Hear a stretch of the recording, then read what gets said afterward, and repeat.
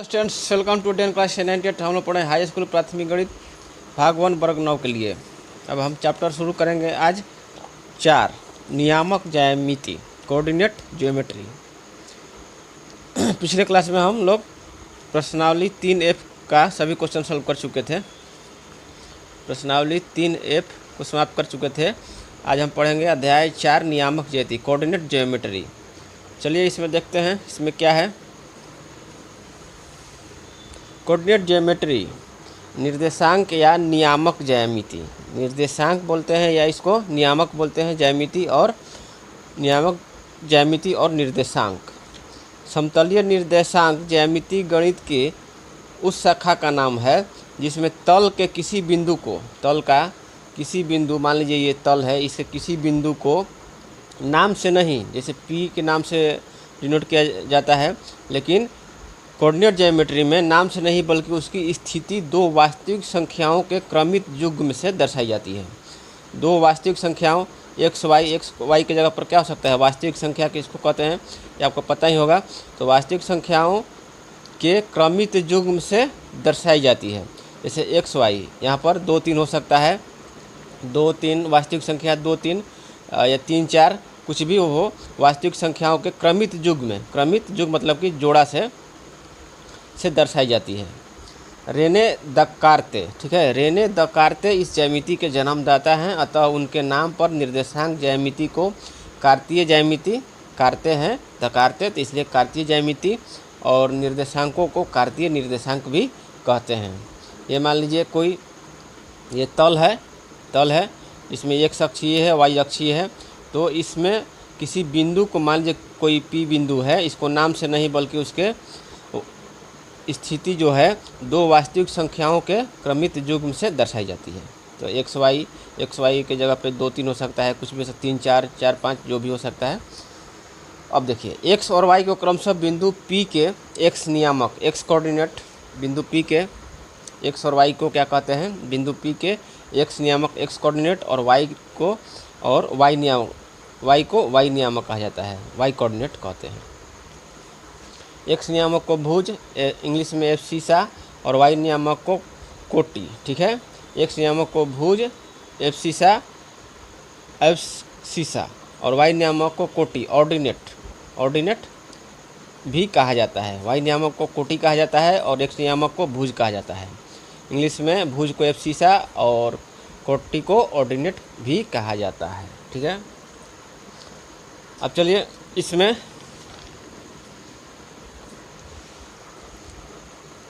अब देखिए, इसमें जो है x नियामक हो गया, y नियामक हो गया। अब जो है यहाँ पर देखिए, ये x अक्ष की धनात्मक दिशा हो गया और x अक्ष की ये ऋणात्मक दिशा हो गया। y अक्ष की धनात्मक दिशा, y अक्ष की ऋणात्मक दिशा।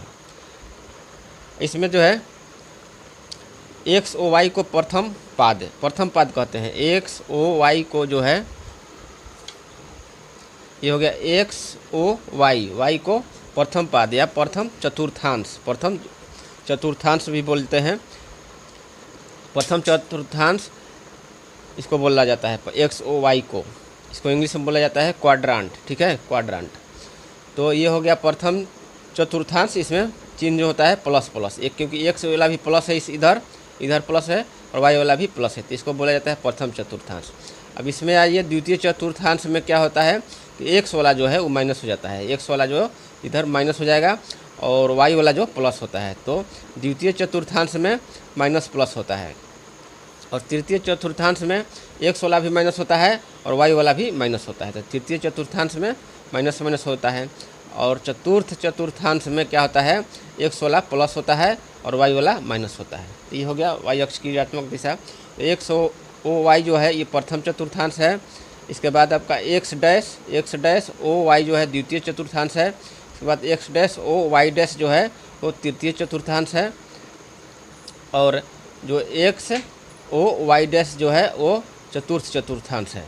तो इसमें आपको होता है प्रथम पाद में जो होता है क्या है, प्लस होता है, द्वितीय में माइनस प्लस, तृतीय में माइनस और चतुर्थ चतुर्थांश में प्लस माइनस होता है।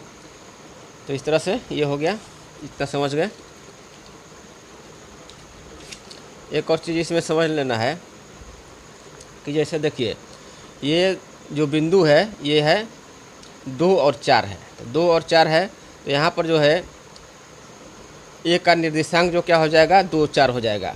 तो ए की वाई अक्ष से लांबिक दूरी जो है, ए की वाई अक्ष से जो लांबिक दूरी है वो एक्स अक्ष पर जो है एक्स कोऑर्डिनेट के बराबर होगा 2 के बराबर होगा, और ए की एक्स अक्ष से जो लांबिक दूरी है वो वाई कोऑर्डिनेट जो है 4 के बराबर होगा। ठीक है, तो ये वाई एक्स अक्ष से ये एक्स अक्ष से लांबिक दूरी ये 4 के बराबर है। तो इस तरह से इसको कोऑर्डिनेट क्या लिखेंगे 2 और 4 लिखेंगे। चलिए क्वेश्चन में हम आपको क्लियर करते जाएंगे। ठीक है,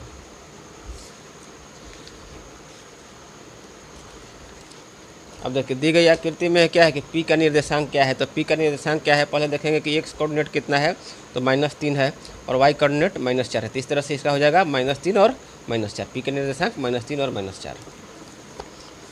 तो चलिए क्वेश्चन की तरफ चलते हैं, इसमें हम आपको बताते चलेंगे। ठीक है, पहला प्रश्नावली 4 का पहला क्वेश्चन है, रिक्त स्थानों को भरें। मूल बिंदु के निर्देशांक क्या होते हैं। तो मूल बिंदु के निर्देशांक क्या होते हैं, ये आपका हो गया x और y, ये हो गया x अक्ष और ये y अक्ष। ठीक है, तो मूल बिंदु का निर्देशांक क्या होता है, ये आपका होता है 0 0 होता है, 0 0। यहाँ पर क्या हो जाएगा 0 0 होता है, मूल बिंदु का निर्देशांक 0 0 हो गया।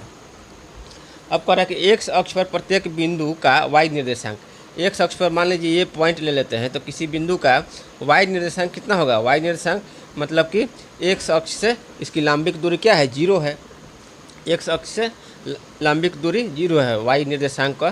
तो x अक्ष पर प्रत्येक बिंदु का y निर्देशांक क्या होगा 0 होता है। ठीक है, 0 होता है। उसी तरह से y अक्ष पर प्रत्येक बिंदु का x निर्देशांक, जैसे y अक्ष पर जो है मान लीजिए y अक्ष पर ये ले लेंगे, तो y अक्ष पर प्रत्येक बिंदु का x निर्देशांक क्या होगा 0 होगा, क्योंकि x का देखेंगे यहाँ से x का कौन सा पॉइंट है 0 पॉइंट है। तो यहाँ पर ये क्या होगा y अक्ष पर प्रत्येक बिंदु का x निर्देशांक 0 होता है, क्योंकि y अक्ष से x अक्ष से y अक्ष से इसका लांबिक दूरी क्या होगा 0 हो जाएगा, इसलिए y अक्ष पर प्रत्येक बिंदु का x निर्देशांक 0 होता है, ये भी 0 हो जाएगा। यदि किसी बिंदु का कोटि मतलब कि भुज और कोटि, x अक्ष को x कोऑर्डिनेट को क्या कहते हैं भुज, और y कोऑर्डिनेट को कहते हैं कोटि। ठीक है, तो यहाँ पर y कोऑर्डिनेट 0 है, किसी बिंदु का कोटि 0 है तो वह बिंदु कहाँ होगा, मतलब कि कोटि मतलब कि y निर्देशांक y कोऑर्डिनेट 0 है तो वह बिंदु क्या होगा x अक्ष पर होगा, वह बिंदु क्या होगा x अक्ष पर होगा। क्योंकि जो कोटि किसको बोलते हैं कोऑर्डिनेट को, ऑर्डिनेट को मतलब कि y कोऑर्डिनेट, तो y कोऑर्डिनेट है वो 0 है तो कहाँ जाएगा x अक्ष पर आ जाएगा। तो यहाँ पर हो जाएगा किसी बिंदु का कोटि 0 है तो वह बिंदु x अक्ष पर होगा। यहाँ पर देख लीजिए कि यहाँ पर 0 है तो यहाँ पर y जो है y मतलब कि x से जो लांबिक दूरी है y अक्ष पर वो 0 है, इसलिए ये बिंदु का बिंदु होगा x अक्ष पर होगा। अब जो है यदि किसी बिंदु का भुज 0 हो, भुज मतलब कि x कोऑर्डिनेट, भुज और कोटि कहते हैं, x कोऑर्डिनेट 0 है तो वह बिंदु कहाँ चला जाएगा y अक्ष पर चल जाएगा। ये 0 है, यहाँ पर है, यहाँ पर इसी यहाँ पर है और y अक्ष पर है, तो यहाँ पर इसका भुज 0 है तो वह बिंदु किस पर हो जाएगा y अक्ष पर हो जाएगा, तो वह बिंदु y अक्ष पर होगा, y अक्ष पर होगा। अगला क्वेश्चन है कि यदि किसी बिंदु का निर्देशांक 3 - 4 है तो वह किस पाद में स्थित होगा। तो -3 और 4, तो यहाँ पर देख लीजिए ये आपका प्रथम पाद है, ये द्वितीय पाद, ये तृतीय पाद और ये चतुर्थ पाद। तो 3 और -4 यानी कि x कोऑर्डिनेट जो है वो पॉजिटिव है, x कोऑर्डिनेट पॉजिटिव है तो इधर आ जाएगा, x कोऑर्डिनेट पॉजिटिव इधर आ जाएगा, और y कोऑर्डिनेट जो है निगेटिव है -4 तो इसमें आ जाएगा 3, और ये आपका मान लीजिए 3 है और यहाँ पर -4 है तो यहाँ पर आ जाएगा ये 3 - 4। x कोऑर्डिनेट प्लस है और y कोऑर्डिनेट निगेटिव है, तो यहाँ पर इस पाद में आ गया तो ये क्या हो जाएगा चतुर्थ पाद में, यहाँ लिखेंगे चतुर्थ पाद में स्थित होगा। अब देखिए बिंदु -4 और -1 किस पाद का बिंदु है, तो -4 यानी कि x कोऑर्डिनेट आपका हो गया -4 निगेटिव हो गया, और वाई कोऑर्डिनेट भी -1। तो यहाँ पर लिख लिए -1 हो गया, ये -1। यहाँ पर ये जो पॉइंट हो गया -4 -1, ये किस पाद में है? तो ये तृतीय पाद में हो जाएगा। ये तृतीय पाद में क्या होता है? माइनस माइनस होता है। तृतीय पाद का ये बिंदु हो जाएगा।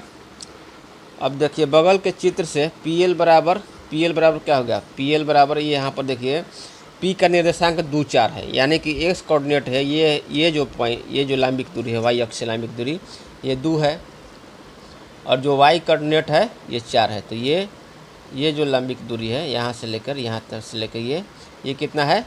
4 है।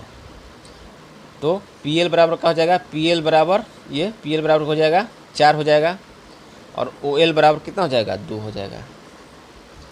x कोऑर्डिनेट 2 है और y कोऑर्डिनेट 4 है, यानी कि यहाँ पर 2 है, यहाँ पर 4 है। तो आपका OL जो है OL बराबर 2 हो जाएगा, और PL बराबर मतलब ये 4 के बराबर हो जाएगा, y कोऑर्डिनेट के बराबर हो जाएगा। अगला क्वेश्चन है -3 5 किस पाद का बिंदु है? तो -3 5 यानी कि x कोऑर्डिनेट नेगेटिव हो गया, -3 हो गया इधर -3, और y कोऑर्डिनेट है जो पॉजिटिव है, y कोऑर्डिनेट पॉजिटिव है, मतलब कि इधर आ जाएगा 5। तो इधर आ जाएगा ये -3 और 5। y कोऑर्डिनेट पॉजिटिव है तो पॉजिटिव y कोऑर्डिनेट इधर होता है, और x कोऑर्डिनेट नेगेटिव इधर होता है। तो -3 और 5 ये किस चतुर्थांश का है? ये प्रथम चतुर्थांश है, और ये द्वितीय चतुर्थांश है, ये तृतीय है, और ये चतुर्थ है। ये द्वितीय पाद का बिंदु है। ये क्या हो जाएगा? द्वितीय पाद का बिंदु है। पहला क्वेश्चन हो गया। दूसरा क्वेश्चन देखते हैं। दूसरा क्वेश्चन है कि देखिए कार्तीय तल में किसी बिंदु को, कार्तीय तल मतलब कि रेने दकारते उनके नाम वही जन्मदाता है कोऑर्डिनेट ज्योमेट्री के, तो इसलिए उसको बोला जाता है कार्तीय तल में किसी बिंदु की स्थिति निर्धारित करने वाली क्षैतिज और ऊर्ध्वाधर रेखाओं का नाम क्या है? तो क्षैतिज और ऊर्ध्वाधर रेखाओं का, तो क्षैतिज रेखा ये जो है कार्तीय तल, ये आपका x अक्ष हो गया, और ये हो गया y अक्ष हो गया। तो इसको बोलते हैं x अक्ष, और इसको बोलते हैं y अक्ष। तो यहाँ पर कह रहा है क्वेश्चन कि निर्धारित करने, किसी बिंदु की स्थिति निर्धारित करने वाली क्षैतिज को क्या बोला जाता है? x अक्ष। क्षैतिज को बोला जाता है x अक्ष, और ऊर्ध्वाधर रेखाओं को क्या बोला जाता है? y अक्ष। तो यही हो जाएगा आंसर। ऊर्ध्वाधर रेखाओं के नाम कार्तीय तल में इसको बोला जाता है x अक्ष क्षैतिज रेखा को, और ऊर्ध्वाधर रेखा को बोला जाता है y अक्ष। तो वही नाम पूछ रहा है, तो ये आपका हो जाएगा x अक्ष और y अक्ष। इसका बी क्वेश्चन है कि x अक्ष और y अक्ष से बने तल के प्रत्येक भाग को क्या कहते हैं? प्रत्येक भाग को x अक्ष, ये आपका हो गया x अक्ष, और ये हो गया y अक्ष से बने तल के, इस तल के प्रत्येक भाग, इसके क्या भाग हैं? 4 भाग हैं, 1 2 3 4 भाग हैं। तो प्रत्येक भाग को क्या कहते हैं? चतुर्थांश कहते हैं, या पाद कहते हैं, या चरण कहते हैं। तो ये आप लिख देंगे, आंसर हो जाएगा चतुर्थांश बोला जाता है इसको। ठीक है। सी नंबर क्वेश्चन है x अक्ष और y अक्ष के कटान बिंदु को क्या कहते हैं? x अक्ष और y अक्ष के ये कटान बिंदु को क्या बोलते हैं? मूल बिंदु, 0 0 बोलते हैं। मूल बिंदु कहते हैं इसको, मूल बिंदु। ये आपका 0 0, इसको क्या बोलते हैं? मूल बिंदु कहते हैं। ठीक है। अब देखिए किसी बिंदु का भुज -3 है, और उस बिंदु का y अक्ष से लंबिक दूरी क्या है? किसी बिंदु का भुज -3 है, यहाँ पर देख लीजिए भुज और कोटि। x अक्ष, x कोऑर्डिनेट को क्या बोला जाता है? भुज, और y कोऑर्डिनेट को कोटि। ऑर्डिनेट इंग्लिश में बोला जाता है एब्सिसा, भुज को एब्सिसा, और कोटि को ऑर्डिनेट बोला जाता है। तो किसी बिंदु का भुज जो है, मान लीजिए -3 है, ठीक है, ये -3 कहाँ पर होगा? यहाँ पर हो गया -3। तो उस बिंदु की y अक्ष से लंबिक दूरी क्या है? y अक्ष ये आपका हो गया y अक्ष। ठीक है। तो y अक्ष से इस अक्ष से ये कह रहा है कि इसकी लंबिक दूरी कितना हो जाएगा? यहाँ पर 3 है, यहाँ पर क्या आंसर हो जाएगा?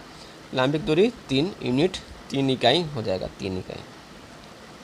ठीक है। यहाँ से लंबिक दूरी क्या है? यहाँ पर -3 होता है यहाँ पर, तो यहाँ पर ये दूरी कितना हो जाएगा? 3 हो जाएगा। तो ये आंसर हो जाएगा, यही पूछ रहा है कि लंबिक दूरी क्या है, तो 3 हो जाएगा। ठीक है।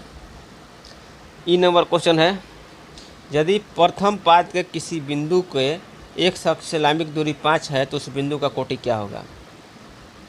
यहाँ पर कह रहा है कि प्रथम पाद के, यहाँ पर ये हो गया प्रथम पाद, प्रथम चतुर्थांश, एक्स अक्ष और ये वाई अक्ष है। कह रहा है कि प्रथम पाद के किसी बिंदु की, यहाँ पर प्रथम पाद में मान लीजिए कोई बिंदु है, कोई बिंदु भी मान लेते हैं कि एक्स अक्ष से इस एक्स अक्ष से लांबिक दूरी 5 हो। यहाँ से ये इसकी दूरी जो है एक्स अक्ष से लांबिक दूरी 5 के बराबर है। उस बिंदु का कोटि क्या होगा, उस बिंदु का वाई कोऑर्डिनेट क्या हो जाएगा, 5 होगा। ठीक है, उस बिंदु का वाई कोऑर्डिनेट क्या हो जाएगा, 5 हो जाएगा। ये आंसर हो जाएगा 5 आंसर हो जाएगा। तो इसका ऑर्डिनेट क्या हो जाएगा, 5 हो जाएगा, क्योंकि एक्स कोऑर्डिनेट रहता है तो एक्स कोऑर्डिनेट यहाँ लिखते हैं और वाई कोऑर्डिनेट यहाँ लिखते हैं, वाई कोऑर्डिनेट लिखते हैं, एक्स अक्ष से लांबिक दूरी को लिखते हैं वाई कोऑर्डिनेट। तो 5 आंसर हो जाएगा आपका। एफ क्या है कि क्या 3 4 और 4 3 एक ही बिंदु को निरूपित करते हैं? नहीं। यहाँ पर देखिए 3 और 4 को दर्शाते हैं और 4 3 को दर्शाते थे। यहाँ एक्स अक्ष हो गया और ये वाई अक्ष हो गया। ये मान लीजिए 1 हो गया, 2 हो गया, 3 हो गया और ये 4 हो गया। यहाँ पर हो गया आपका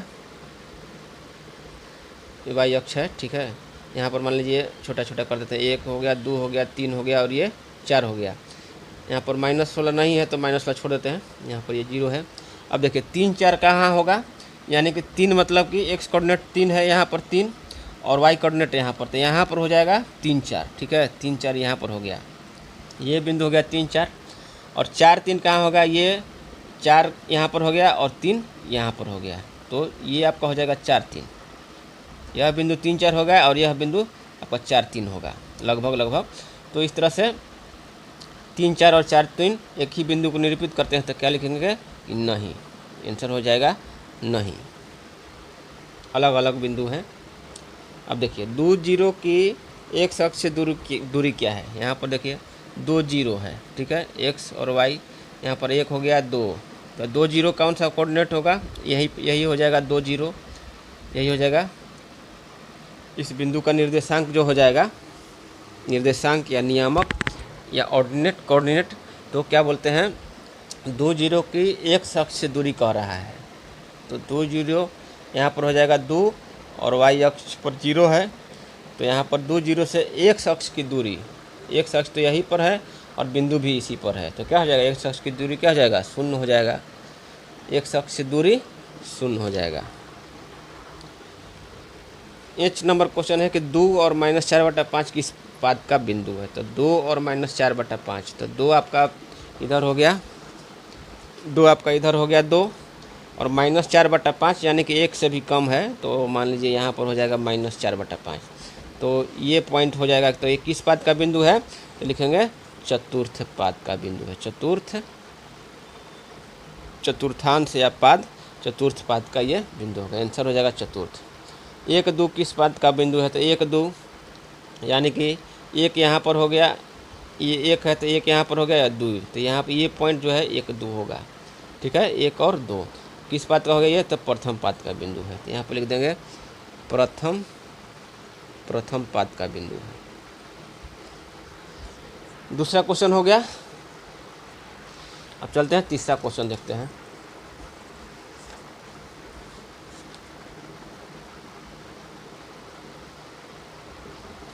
दूसरा क्वेश्चन हो गया। चलिए अब तीसरा क्वेश्चन जो है अगले क्लास में सॉल्व करेंगे, तीसरा से आगे पढ़ेंगे। तब तक के लिए धन्यवाद।